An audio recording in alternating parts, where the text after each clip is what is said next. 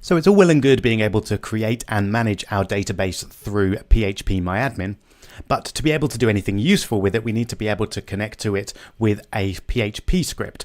And that's what we're going to do in this video. So I'm going to go back over to FireFTP and create a new folder or directory. And I'm going to call this 7 MySQL. There we go. And then within that folder, I'm going to create a new file, which will be index.php. And that will be what we'll be working with for most of this section. So I'm going to use Command O or Control O in Windows to open that up in brackets. And then I should be able to access that page at completewebdevelopercourse.com/content/7-MySQL. There we go, that looks promising. We've got a blank page so far. Let's just add a quick bit of content here and refresh just to make sure we're all linked up. We are indeed. Wonderful. So the main challenge for this video is to connect using PHP to our database. And that's actually pretty straightforward. We create some new PHP code in the same way that we're used to. And then there's just a single command to connect to a database.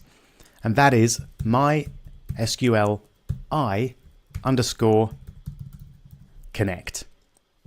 The I there is short for improved. And some of you may have worked with databases before or searched online and seen MySQL_connect like that. That's a very popular way to connect to a database, but I definitely wouldn't recommend it. It's officially deprecated now, which means it's not supported, and it's certainly not as secure as MySQL I_connect.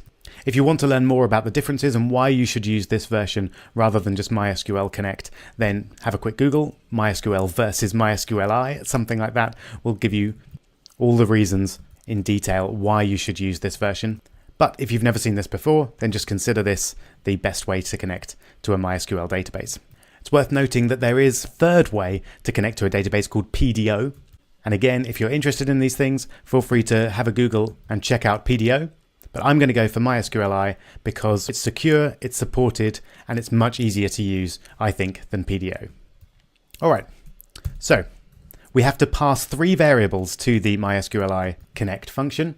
And the first one is the server name of our database. Now, because I'm running this script on completewebdevelopercourse.com and I set up my database on completewebdevelopercourse.com as well, I can use what's called localhost. And this is a general keyword that you can use to refer to the server that's running your scripts. You'll also be able to use localhost if you're working with an Apache server on your own machine. If for some reason though your database is on a different server to the script that you're trying to connect to, you can still connect to it, but you need to use the server IP address, which is this one here. So in my case, it's 79.170.44.125. So I would just replace that with the IP address. However, if you are running it on the same server, I would definitely recommend using localhost because the IP address can in some cases change. So I would only use the IP address if you absolutely have to. All right, so that's the server that we want to connect to. Next, we need to give the database username. So that's the whole of this thing here.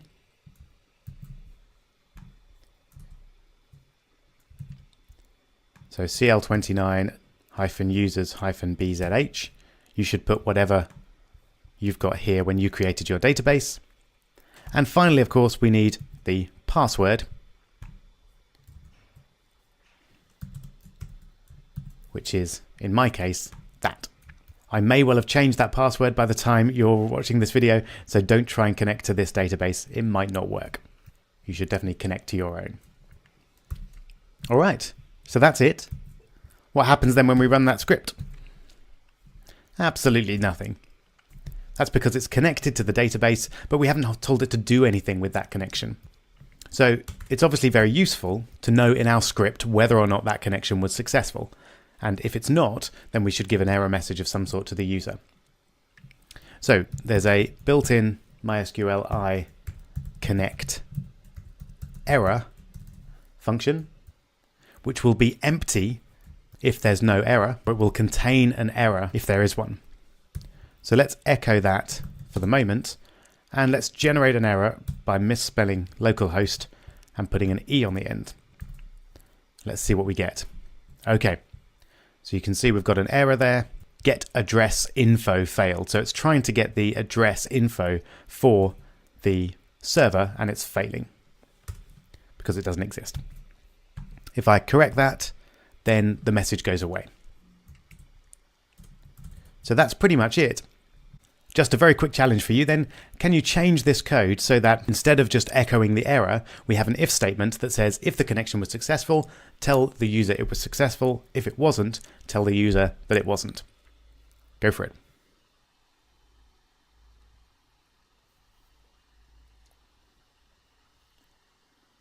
All right, hope you managed that. It's pretty straightforward.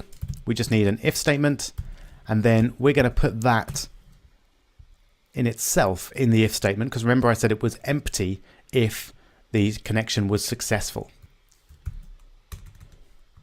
So if there is an error, then we should echo there was an error connecting to the database. You should never echo the error itself on a public website because that may give away details as to what you're trying to connect to, which is never good. If there is no error though, that means it's been successful. So again, we'd never actually display this to the user, but for now, we'll just say database connection successful. All right, let's take a look. Wonderful. We're now connected to the database and ready to create some interactive data storing websites. In order to do that, of course, we've got to be able to take data from the database and be able to edit and update that data. And that's what we'll do in the next few videos.